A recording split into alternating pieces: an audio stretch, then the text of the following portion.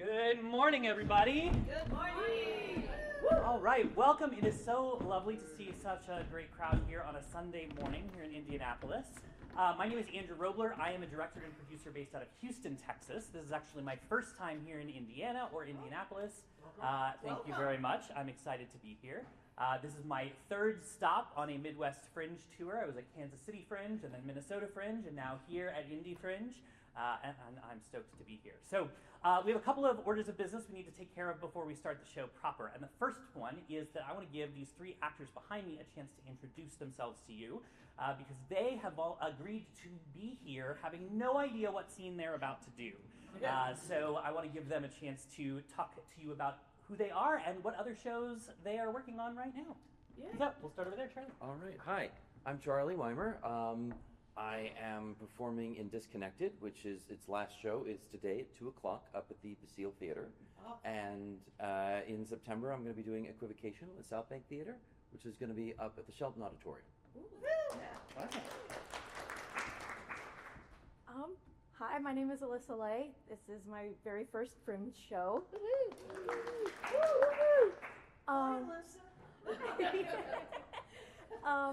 And the next show that I'm going to be in is Come Blow Your Horn, Neil Simon, and that will be at the Belfry Theater. Hi, I'm Michelle Wafford. I'm doing this, but I'm also doing The Egg by Lou Harry. He happens to be sitting right back there, which is running next week in Fringe, and then that's it right now. Wonderful. All right, so the next order of business we need to take care of is we need to choose the scene we are going to work on today. So I have prepared three possible options for us, and I'm going to give you three descriptive words about each scene. So I'm not going to tell you what they are. I will say they're all contemporary scenes today, a mix of some comedy and some drama. But I'm going to give you three words about each of them, and then I'm going to ask you to vote by sound of applause which one you would like to see. All right? So option number one. Oh my goodness, did I write the right thing down? There it is. Hold on. There it is. I was like, that's the wrong one. All right, the first one is Ruin, Trial, and Reckoning. Option two is Legacy, Identity, and Ritual. And option three is Memory, Transformation, and Belonging. So, if you would like to see scene number one, give me a round of applause. All right, strong contender, strong contender. What about scene number two? The woos were a good attempt. I think one is winning still. And what about three? All right, I think it's going to be scene number three. All right, so we are going to see Ruby Year by Alexander Lee Rekers. I'm going to have you read Margaret. I'm going to have you read Harry, short for Harriet, and I'm going to have you read Noah. So I'm going to let you all go off stage for just a minute to look over the scene while the audience and I have a little bit of a chat and I tell you a little bit more about what you're about to see. So I first fell in love with theater at age 6 when I was cast in a church musical called Journey to the Center of Christmas. It was a Star Trek parody. Didn't know that at the time, but it was. I was 6 years old, and I was cast as the only adult character in the play, Professor J. Ingle Bell. Yes. And I was also the shortest child on stage. Which is when I learned that in theater you can be anything. Right? Now, I loved theater growing up. If I went too long between performances, I would get this ache in my soul. And then in college, I got to fall in love with theater all over again when I discovered what it meant to be a director. And I moved into directing in college, not because I wanted control over the process, but because I realized that I loved being in a position to be able to support all of the artists that were working to create a piece of theater together.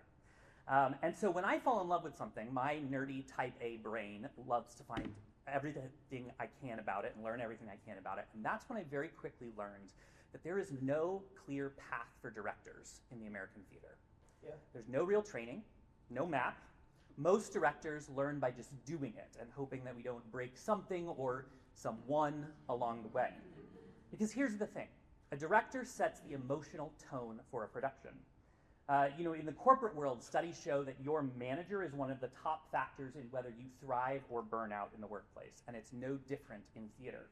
The director is the culture setter, the emotional thermostat, the person who decides what matters. But most directors, especially in what I call upstream theater, meaning community and educational theater spaces, are just thrown into the deep end. At a low estimate, there are 30,000 directors working in those spaces every year in this country alone. And they have no training, no mentors, and no support, just vibes. And the weight that is placed on our shoulders is immense. They're told that their vision is what makes a show sink or swim. And on top of that, there's this implicit understanding that they are training the next generation of artists who will move downstream to professional theater and Broadway, because none of us start there. We all start upstream and flow downstream. And then we wonder why theater spaces can be tense, toxic, or unclear. It's not because directors don't care, it's because the system never taught them how. That's why I built Deconstructing Directing, which is the company that brings you today's show. It is a completely 100% free online resource library for directors. It explores topics that most directors I know have never had a chance to talk to anyone about. Facilitation skills, imposter syndrome, power dynamics, regulating our own emotions, and letting go of a fear-based, authority-driven model of directing that has held our field hostage for far too long. It's a resource unlike any other in existence, and you can check it out for yourself with the QR code at the bottom of the half sheet of paper that was in your chair when you got here today. Director's Cut, the show you're about to see, is my attempt to put at least some of that work live in a performance. I know the marketing makes this feel like a cool, edgy experiment, and it is, but it's also more than that. It's a window into something that theater very rarely shows us, how at least part of directing actually works. And it's my love letter to every director who's ever been told to just figure it out. So, tonight, I'm going to be building this scene from scratch, right in front of you with the help of these fantastic actors. No prep, no second chances. You'll see me stumble, chase moments, make hard choices, not because I think I have all the answers, but because I believe directing deserves to be visible, valued, shared. Because when we support directors, when we give them the tools and space to grow, we create better theater, safer rooms, stronger stories, braver choices. And that makes theater better for all of us. So you excited to see the show today? Wonderful. All right, I'm going to have the actors come on back up on stage, and we are going to start today's process with something that normally we would refer to as table work. Now, you can see there is not currently a table here. So we're going to do this on our feet. And the point of a table read is that we want to give the actors and the director a chance to hear the text out loud, often for the first time in total, right? We've gone through casting often at this point, and we might have heard pieces of it, but now we're going to get to hear the whole thing. And this is beneficial because it's a chance to hear what the words sound like, because it's just a different experience reading words off the page as opposed to hearing them out loud. So the point of this read-through is not to be perfect, right? It's not even to necessarily act it, although you can make choices and start to move around if you feel led to do so. But what I want you to pay attention to is, first of all, this is the first time you're going to hear the scene. And second, remember what you see and hear now, because we're going to compare that to the final run of the scene at the end of the hour, all right? So with that, I'm going to turn it over to the actors. We are going to read A Ruby Year by Alexander Lee Rekers. I will give us the setting. This is a small community hall decorated for a party. Siblings Margaret and Harry sit with their estranged brother Noah, slumped in his chair and looking at them both. So I'm going to step down out of the way and let y'all go. You won't look at me. Not that weird, is it? It is a little strange, you being here. Should I go? Maybe. No, they wouldn't want that. They want to see you. Did they miss me? They were worried about you. Hey, me too. The place looks great. Got some bunting, paper napkin swans. I like the photo collage on the wall near the buffet. Josh did that. He's 6 now. Shit. I was going to ask. 6? That flew. He must be like a little person already. Can't wait to meet him. Sure. And you know, that's the only reason you're not in the collage, yeah? We weren't sure how to explain Totally. Best done in person. So, you need help with something? I haven't done much hosting lately. I could mop the floor. It's kind of sticky where you walk in. Noah, are you going to be okay today? Of course. But are you going to be nice? Nice, Mags. I'm always nice, remember? Today's not about you. I can go. I'm happy to go. I just need to know now so I don't surprise them in the parking lot. We're not asking you to go. Harry, maybe it's best if he... Don't do that. Don't speak about me like I'm not in the room. Force of habit. You want to have the talk? We can have the talk. But I don't think our parents' anniversary is the place for it. Then maybe you should go. I don't know how we can see each other and talk without having the talk. We didn't know you were coming. We didn't even know you were getting out. It was a surprise. It was meant to be a nice surprise. Don't talk over Oh, her. fuck off, Harry. You can show up and dictate the pace of our lives. You can't. You don't get to do I that. thought you'd be on my side at the very fucking least. She's gotten worse, hasn't she? Don't speak about Mags like she's not in the room. That was my mistake. I'm sorry. I thought I was ready. Clearly, I'm not. Mop of the floor would be great. Okay. Use hot water? No shed. It's their 40th wedding anniversary. Ruby year. Did you get them anything? I did. Wizard of Oz DVD. So did I. Well, it's the thought that counts. They're on their way. Let's get ready. See, thank you. Let's give them a round of applause. Let's see. So, Carter, would you grab those? There should be 3 chairs there. If you'll grab those and bring those up, that would be great. All right. I'm going to give you all some chairs for this scene. Okay, so now we're going to move into a section of work. Obviously, this is kind of an accelerated process. We're dealing with a 4-minute scene instead of an entire play. We're going to move into a section of work that we would call table work. Again, sans table today. But the point of table work is to make sure that we, as a cast and a company, including the director, have a shared mental model for the play. We know why we're doing the play. We know what the circumstances of the play are. We're all on the same page, right? So I'm going to start by just asking some questions. These are open-ended questions. I'm not digging for particular answers necessarily. Some of the answers may be in the text. Some of them may not. If they're not, feel free to make them up. We won't hold you to it. We can change our minds later. Sound good? Okay, awesome. So we know a couple of things from the text. We know that you just got out, which to me probably implies jail of some sort, or perhaps rehab or something else, right? So what'd you do? Good question. What do you think? I mean, I was thinking rehab as well. Okay, great. So Let's it go was with more rehab. of just generally just kind of being a terrible person, probably just lying to the family, stealing money from them. Cool. So I'm going to encourage us to, even though we're going to be talking about this in the context of some of the characters' perspectives on it, right? When we work with characters that maybe have done things that are less than ideal, right? We don't want to judge the characters too harshly, right? So what was the addiction? We're talking alcohol, we're thinking drugs. I was leaning more towards drugs. Okay, what do we think? What is a, like, because it's going to be different, right? There are different kind of implications to certain types of drugs. Yeah. Some are more addictive or more harmful than others, right? So what do you think Noah's addiction was? I was probably thinking cocaine. Okay, great. So cocaine is an upper, Mhm. right? It's something that gives us energy, Yeah. right? So that's something that tells us something about what Noah maybe was lacking in his life, right? What he went looking for Yeah. in drugs, right? And that maybe tells us a little bit about how he is as a person, right? Maybe he's a little more subdued. Maybe he's, a little more kind of withdrawn and pulled back. So something to play with as we work today. Yeah.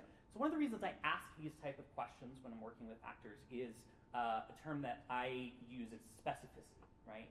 Now, these things are not in the text, right? So you as an audience would never necessarily know exactly what Noah's addiction was, right? We just know that there was something. But by working on this with the actors, by giving the actors some specificity to play with, you're going to see a difference in the way that Charlie is going to play this role now that he has that in his mind, right? I guarantee it. And so these questions seem, sometimes really detailed and really specific, but there's a reason for them. All right, so in age order, right, who's the oldest among the three siblings, do we think? I think it's me. Yes, I agree. Margaret. I think Margaret is the oldest. Do we think Harry or Noah is older?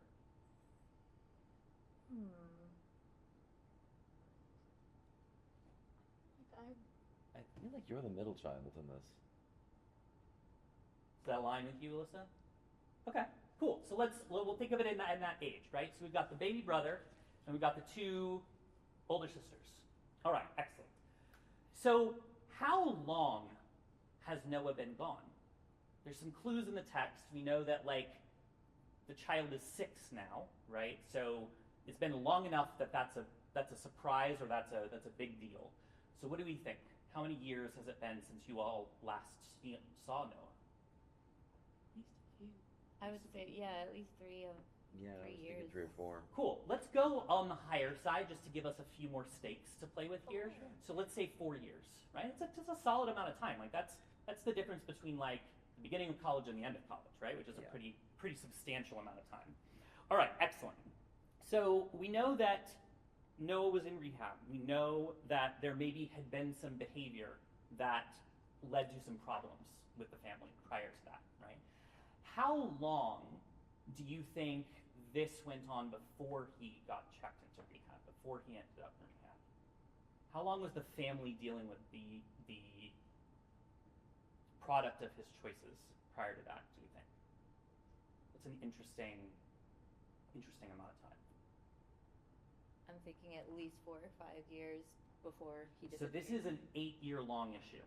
Yeah. Nearly a decade. Yeah. Right? So we have some weight now to lend to the fact that him showing up here, right?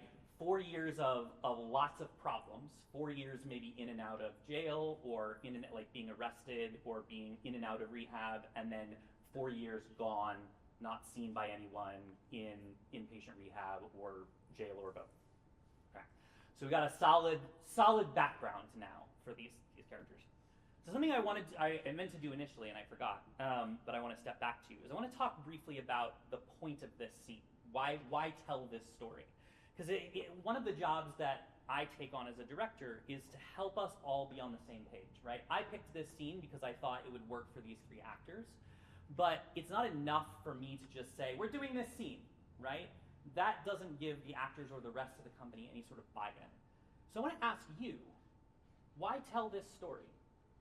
What about this story is meaningful to y'all, having just read it for the first time? Well, I think at the core of it, a family is supposed to be an absolute. You're supposed to back your family, love your family, no matter what they do. Yeah. Right? But at the same time, this is testing that limit, right? There's a moment where I suspect Noah did something that kind of felt like the family had to kick them out. The family kind of had to, was better off without him. So this is kind of exploring that limit of just, okay, is there a way to get you back in? And clearly there's that tension that's still built in. Great. Okay. What about for y'all? Any other thoughts that you all want to share, or that you have about the scene? I found this similar point of interest, that whole concept, blood is thicker than water, and do I really have to live by that or not, and am I willing to try after having cut that off for a while? So I find that rather interesting and sort of relevant. Yeah, I think that's beautiful. Anything you want to add, Alyssa? It's okay if the answer's no. We took all the good ideas. Yeah, kind of. Okay. I think one of the things that's really interesting listening to you all read this, I'm interested in the price of readmission, right? There's something in the text for me that there's this kind of moment about the talk, right? And this okay, I don't know how you're going to be here if we're not going to have the talk, but then at some point there's a shift for Margaret, because she kind of extends this olive branch of, okay, mop the floor, right?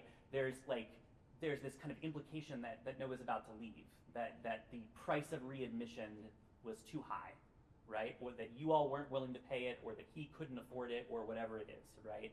And of course I'm talking in terms of emotional price here and not a literal price. So I think that there's something really interesting about that, and I'm going to be really interested when we play with this to explore the moment between the two of you that leads to your change of heart, right? Because I think that you're not making that decision unilaterally, right? And so I think that to me, like in addition to everything that you've added, to me this scene really hinges on that moment of you offering that olive branch, right?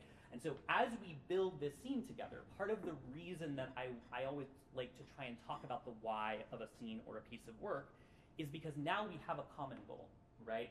A lot of times directors are told, or we are taught, or we observe by other directors that the director's vision is the whole point of the show, that it's all about achieving the director's vision. That puts a lot of weight on the director. And the reality is that when we are doing our jobs really effectively as directors, then it becomes a collective vision. It becomes a vision that we share, right? And so by having this conversation, now we share this vision, we're working toward it together, and the actors have a better understanding of what my objective is in terms of how I'm gonna help guide them through this process. Make sense? All right, excellent. There's some more detail work we may play with as we go through the scene, but let's think about staging, all right? So the next thing that I think about a lot of times directorially, often this is even before we get to this point in the process, is thinking about how are we going to stage this, right? So I'm not only shaping the emotional arc of the show with the actors, but I'm also thinking about shaping the physical kind of manifestation of the show, right? The visual storytelling. So the first thing that I think about is that this is a you versus the two of them scenario. So I'm going to have the two of you scoot your chairs a little bit this way. Yeah, we're going to kind of put the two of you on kind of opposite side of the stage from Charlie. Absolutely. And then I'm going to grab this table just to give us a little bit of kind of reason for this here. Because we're in a hall. There's like a party going on. Let me see here. Where is that going to go? It's because it's Velcro. Do they work? That'll do it. Go. All right. Excellent. So we're going to put this table here just so we have a justification for there being a little bit of distance between. Now, the next thing that I want to think about is what's on the fourth wall. So the fourth wall, you all know this, but for the audience, right, is this kind of imaginary wall between the performance and the audience. So sometimes it can be helpful to get some specificity about what's there so we're not just looking out into nothing. So first of all, let's put a window, right, that is kind of like looking out the front of the hall toward where people would come in, like toward where mom and dad would come in for the party, right? We'll put that over here. And I think that, especially for Margaret, I think that's going to be a helpful kind of landmark for you that we'll come back to when we play around it. Yeah.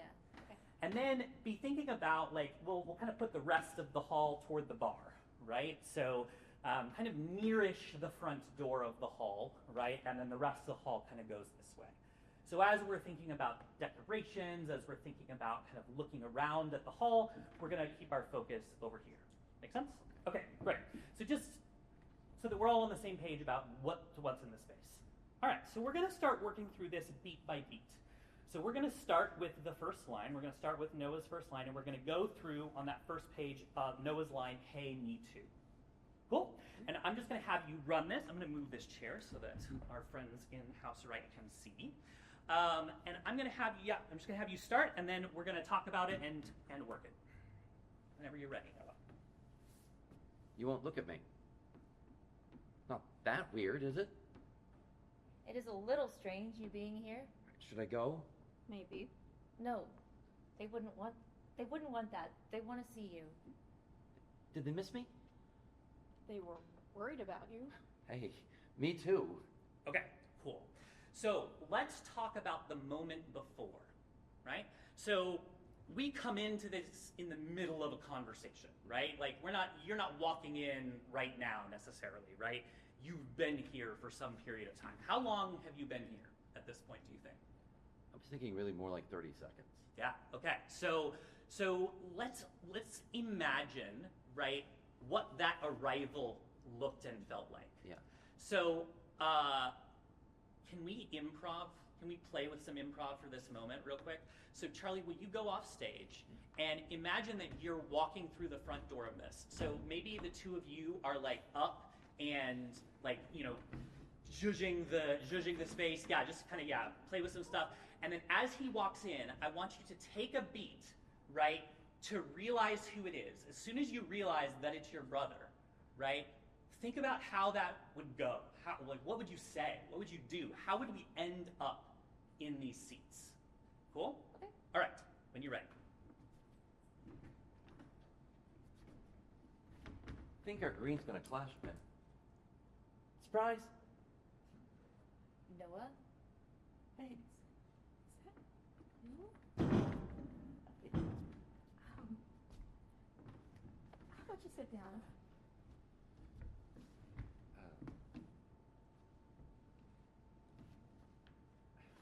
We don't have time for this.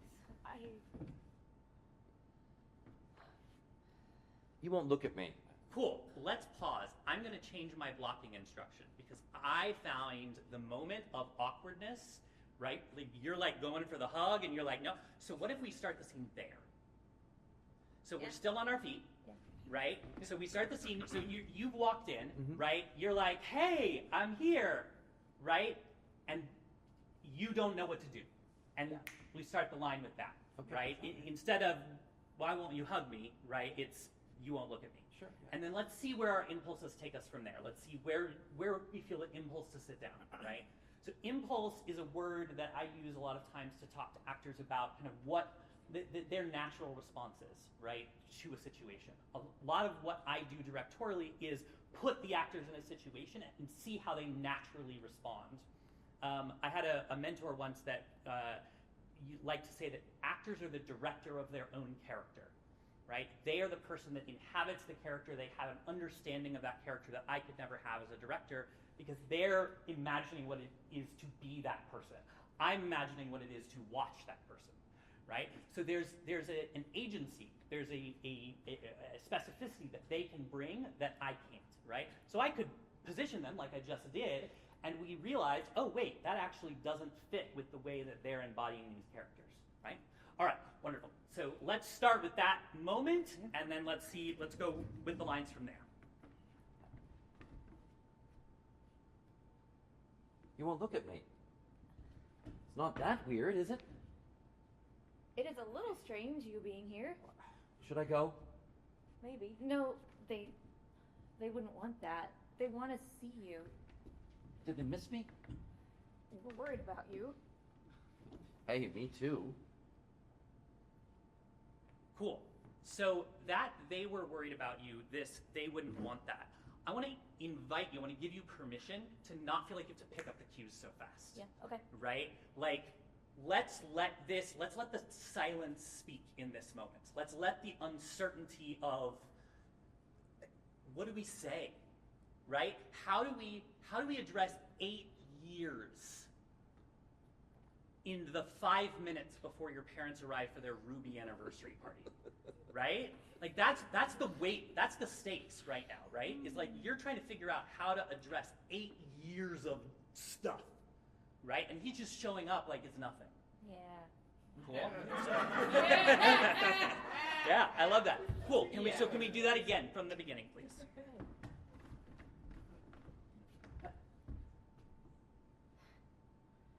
You won't look at me. It's not that weird, is it? It is a little strange you being here. Should I go? Maybe. No.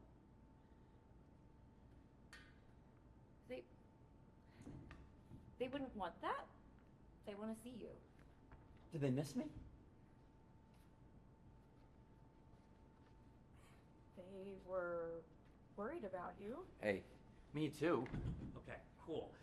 Last thing, and then we're going to move on. Noah. Yeah. What are you, prior to walking in this door, right? Mm-hmm. What are you expecting?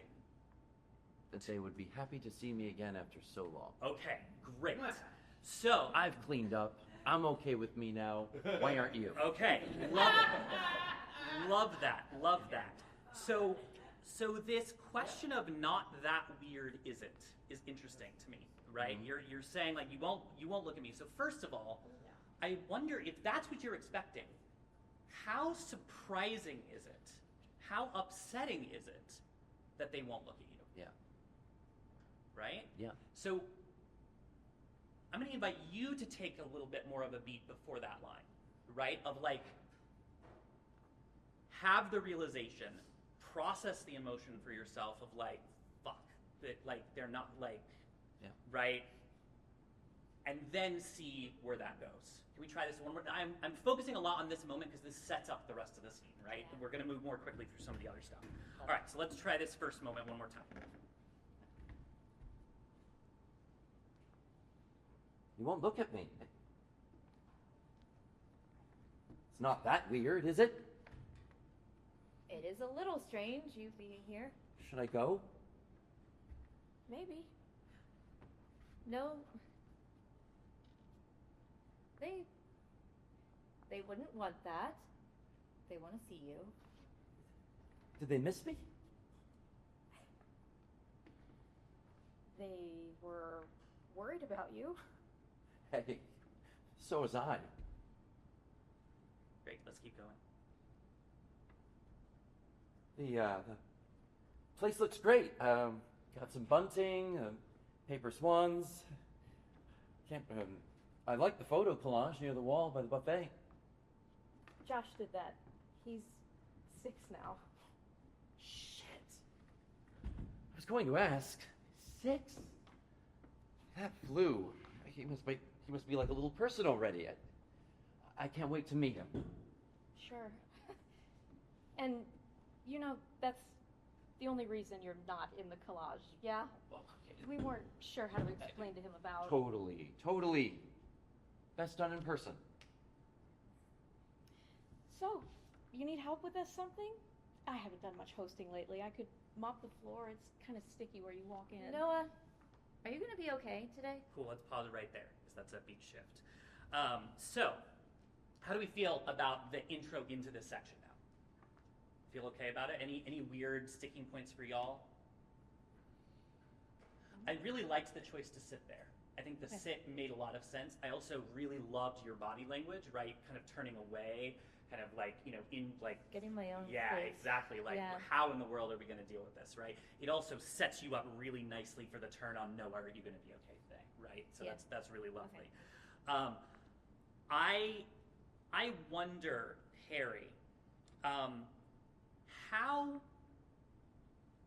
close were you and Noah before this happened?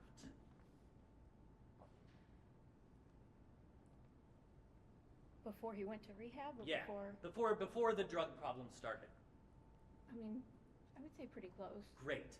So I think you're already leaning into the moment of like, of kind of settling back into that, of like rediscovering that connection, right? When you're talking about Josh. I want to invite you to like, enjoy that a little bit more, right? And this moment, the only reason you're not in the collage, right? I wonder what happens if that realization occurs right then. Like, sure, right? And then you realize, oh shit, he's not in the collage. I have to explain that, right? So that we get to see, the audience gets to see the moment of realization and then your response to it, yeah? Paper napkin swans. Mm-hmm. How common is that? Right? Yeah. Like, you know what I'm saying? Like, like, how do you feel about the fact that there are, like, I mean, is it surprising? Is it, because right now it's just like, oh yeah, paper bunting, napkin swans, like, it's fine. I wonder if there's room for a little bit more commentary. Positive or critical, right? Yeah, I was reading that as more like this is him giving an olive branch because he realizes that they're still not forgiving him. Right. So he's just, okay, I'm going to compliment everything I can possibly see. Here's a list of what is in front of my eyes. Great.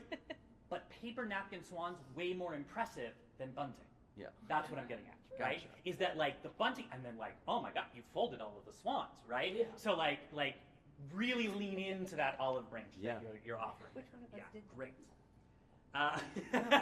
That would be really funny. So maybe there's an assumption he makes about who did them, right? Like, who's the craftier of the sisters? And he got it wrong, and we're gonna be like, Hey, let's play with that, right? Yeah. So make a choice when we run this right now. Make a choice about which of the sisters you think did it. Okay.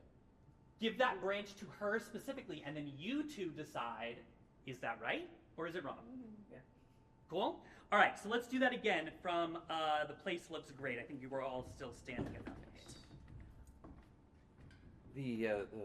The place looks great. Got some bunting, paper napkin swans.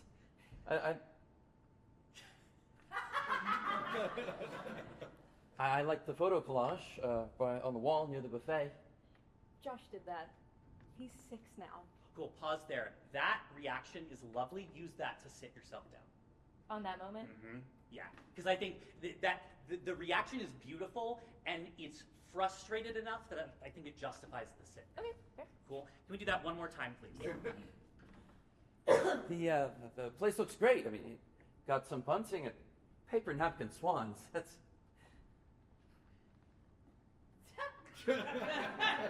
I like the photo collage on the wall near the buffet. Josh did that. He's 6 now. Shit. 6? I was gonna ask. That flew. He must be like a little person already. I can't wait to meet him. Sure. And, you know, that's the only reason you're not in the collage, yeah? We weren't sure how to explain to him about... Totally. Best done in person. So, you need help with something? I haven't done much hosting lately. I could mop the floor. It's kind of sticky where you walk in. Noah, are you going to be okay today? Of course. But are you going to be nice? Nice, Mags. I'm always nice. Remember? Today's not about you. I can go. I'm happy to go. I just need to know now so I don't surprise them in the parking lot. We're not asking you to go. Harry, maybe it's best Don't if he... do that. Don't speak about me like I'm not in the room. Okay, hold there. So, Noah, are you going to be okay today? Going back to kind of your expectation walking into this room, right? This is yet another sign that it is not the warm welcome you were expecting, right? So I wonder if you take a small beat before, of course, to like feel the feeling of the judgment, right? That is inherent within that question, and then push through it, right? See what that does for you. And then the nice Mags, I'm always nice, right? So you're trying to like not get frustrated or not be hurt, right? That they're being so negative about this. Yeah. That's going to get harder the more she digs. So the first one, are you going to be okay today? First dig, right? Are you going to be nice? Nice? Right? So first question is, choose the word nice, right? What do you want to say? And then you choose to say nice instead, right? Like, it could be anything. It could be sober. It could be, not an asshole. It could be right. Like, but you choose the word nice very intentionally, I think. And so that's obvious to you. You're siblings. You grew up together. You know her, right? So you can tell she doesn't mean nice. So when you ask that question, let that reaction inform how you ask that question. And then that I can go, I'm happy to go, will follow after that, right? I think you'll feel the difference when we run it again. Yeah. And then the important word for don't do that is he. You got to wait until she says he. Because if she just says, Harry, maybe it's best, you have no idea she's talking about you. True. Right? So you've got to wait for the word he. Maybe it's best if he, and I think you can pause, like you're trying to figure out how to say what you need to say. So you can leave that hanging there so that then that reaction, don't do that, don't speak about me like I'm not in the room, right? Is that something they used to do in those 4 years before rehab? Yeah. So that's a triggering memory for you, right? So when you hear that, don't feel like you have to hold back that reaction. You can let the reaction come out and then pull the reaction back. Cool. Let's try that again from Noah. Are you going to be okay today? Noah? Oh, sorry. Yeah. No. Sorry. All right. Yes, Ready? go. Noah, are you going to be okay today? Of course. But are you going to be nice? Nice, Maggie. I'm always nice. Remember? Today's not about you. I can go. I'm happy to go. I just need to know now so don't surprise them in the parking lot. We're not asking you to go. Harry, maybe it's best if he... Oh, don't do that. Don't speak about me like I'm not in the room. Keep going. Force of habit. You want to have the talk? We can have the talk, but... Cool. Pause right there. All right. How did that feel? That dynamic? That was really lovely work. I loved the like the almost like physical like calming of yourself, the self-soothing that was happening there. Force of habit. Ooh, that's a hit. Yeah. You haven't been in the room for 4 years, right? So like that's another dig. That's another like twist of the knife. So again, I'm going to give you freedom to have a feeling about that, have a reaction. You don't have to jump on that cue quite so fast, right? You are now switching tone a little bit, right? You're like, hey, I'm gonna be nice, I'm gonna be right, and then you're like, okay, fine. You right? Like we've switched tone. So let yourself have that beat to find the tone you're gonna switch to, and then switch to it. Sure. So can we go from I can go, I'm happy to go, please? I can go. I'm happy to go. I just need to know now so I don't surprise them in the parking lot. We're not asking you to go. Harry, maybe it's best if he... Don't do that. Don't speak about me like I'm not in the room. Force of habit. You want to have the talk? We can have the talk. But I don't think our parents' anniversary party is the place for it. Then maybe you should go.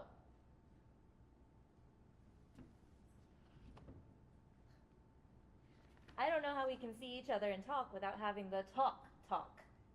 We didn't know you were coming. We didn't even know you were getting out. Oh, it was a surprise. It was meant to be a nice surprise. Don't talk over her. Cool. We gotta have you talk over her for that line to make sense. So, I was trying to keep going. No. So Saw that too. I want to. Sorry, I just want to move your cue line.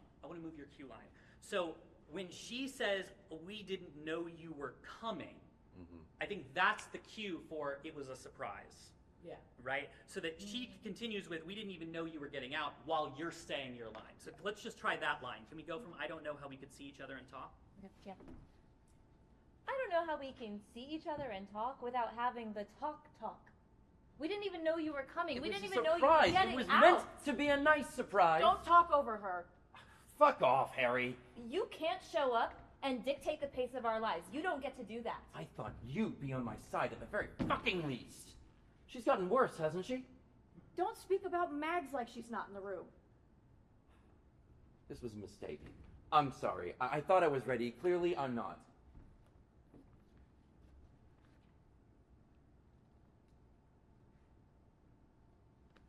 Mop of the floor would be great. Okay. Use hot water. No shit. It's their 40th wedding anniversary. Ruby year. Did you get them anything? I did. Wizard of Oz DVD. So did I.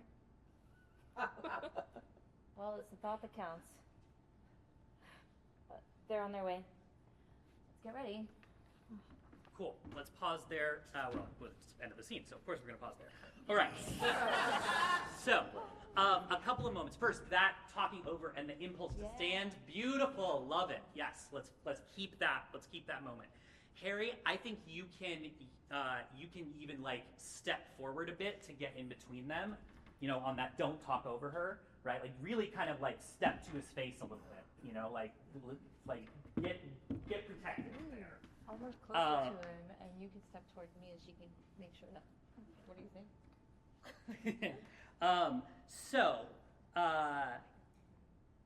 That fuck off, Harry, right? Use that window down right so that like fuck off Harry, you can turn all the way there, right? Because now we will have this really beautiful moment of like, if you come here and you're like fuck off Harry, and you're like looking out the window, now you're talking at his back, right? We also have this beautiful visual of like you being across the stage throwing that at him, right? Which is a lovely like tension building moment.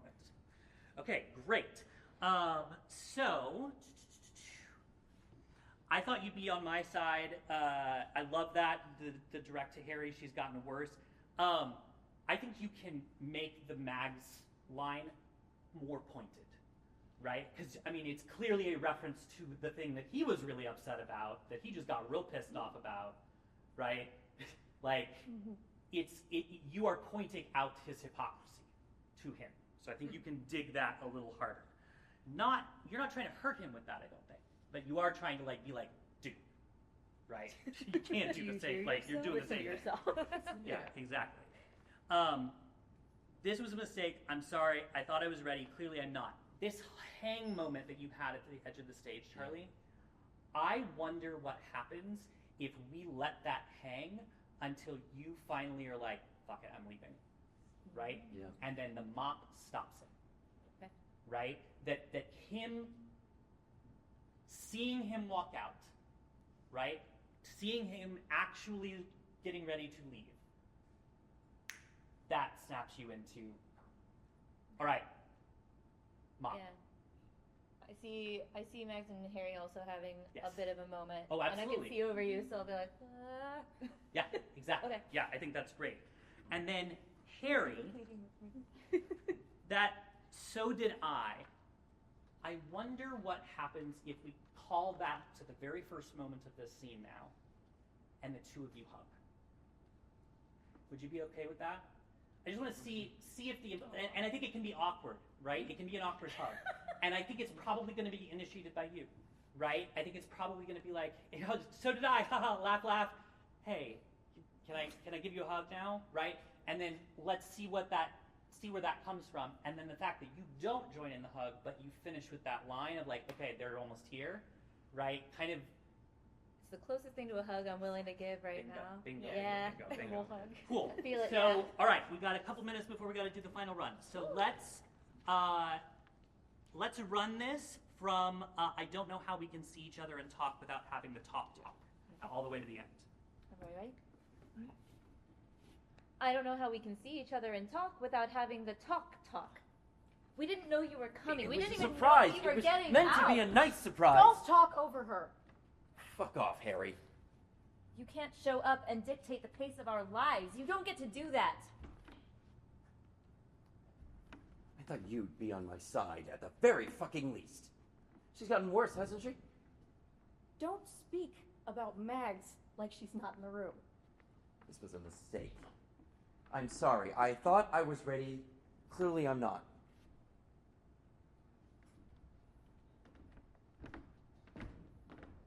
Mop of the floor would be great. Okay. Cool. Use- I love that moment. Let it hang longer. Check in with them. Make sure they're serious. Yeah. Right? Like, you can't, like, you don't want to get hurt again. Yeah? So, like, take a beat. Check it, like, make eye contact with both of them. Like, really? Right? And if the impulse is there to, like, give him a nod, right, to affirm, or a shrug like that. I love that. That also works. Right? But some sort of acknowledgement, and then let's let the okay be the, like, all right. And that brings you back in. So can we try just that moment from this was a mistake, I'm sorry? This was a mistake. I'm sorry. I thought I was ready. Clearly I'm not.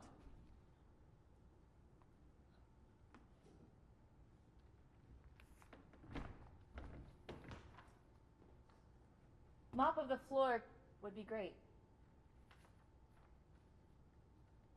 Okay. Use hot water.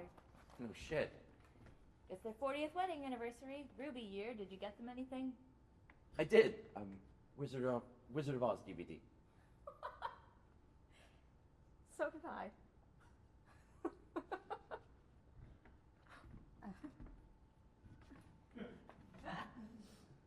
Well, it's the thought that counts. You'll get a text, yep. They're on their way. Let's get ready. And scene. Excellent. All right. All right. How do y'all feel? You ready to give it a go?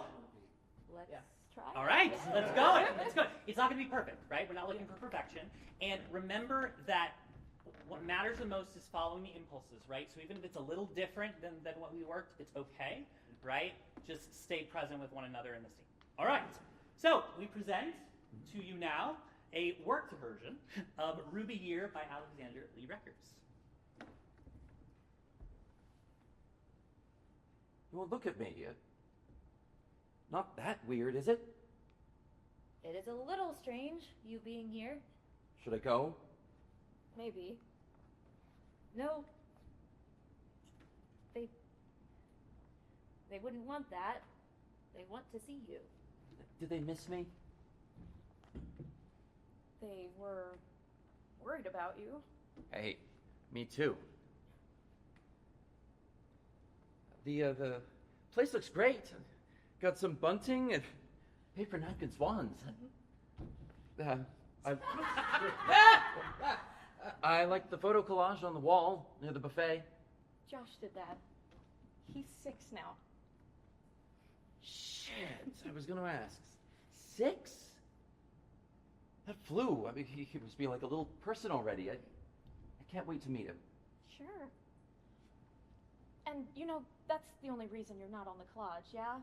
We weren't sure how to explain to him about... Totally. Best done in person. So... You need help with something? I haven't done much hosting lately. I could mop the floor. It's kind of sticky where you walk in. Are you going to be okay today? Of course. But are you going to be... nice? Nice, Mags. I'm always nice. Remember? Today's not about you. I can go. I'm happy to go. I just need to know now so I don't surprise them in the parking lot. We're not asking you to go. Harry, maybe it's best if he... Oh, don't do that. Don't speak about me like I'm not in the room. Force of habit. You want to have the talk? We can have the talk, but I don't think our parents' anniversary party is the place for it. Then maybe you should go. I don't know how we can see each other and talk without having the talk. We didn't know you were coming. We didn't even know you were getting out. It was supposed to be a nice surprise. Don't talk over her. Oh, fuck off, Harry. You can't show up and dictate the pace of our lives. You don't get to do that. I thought you'd be on my side at the very fucking least. She's gotten worse, hasn't she? Don't speak about Mags like she's not in the room. This was a mistake. I'm sorry. I thought I was ready. Clearly, I'm not.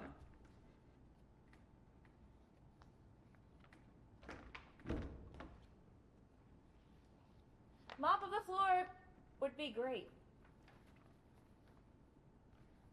Okay, yeah. Use hot water. Of course. No shit. It's their 40th wedding anniversary. Ruby Year. Did you get them anything? I did. Wizard of Oz DVD. So did I.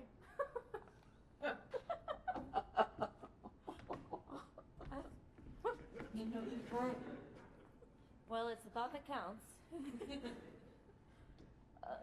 They're on their way. Let's get ready. See. Let's give them a round of applause. Take it bow. Wonderful. Hello there. Thank you so much for watching Director's Cut. I hope you enjoyed it.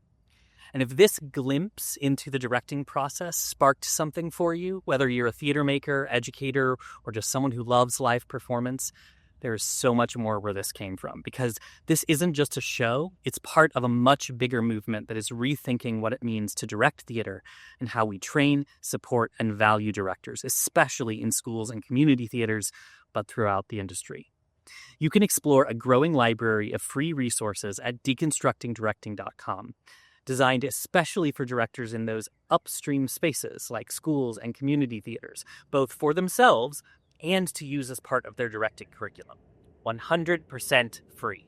And if you're part of a theater, school, or university that wants to rethink how you train directors, I also offer consulting, custom workshops, and can bring Director's Cut to you, performed with your actors for your audiences. We can package that with workshops on directing, acting, or producing, whatever fits your needs. And if you believe in this kind of work and want to help keep it going, consider supporting Deconstructing Directing on Patreon. Even a few bucks a month makes a real difference. Links to everything I just mentioned are below in the description. Thank you again for being here. I want to transform our field for the better, but I can't do it alone. So until we see each other again, I challenge us all to be recklessly kind.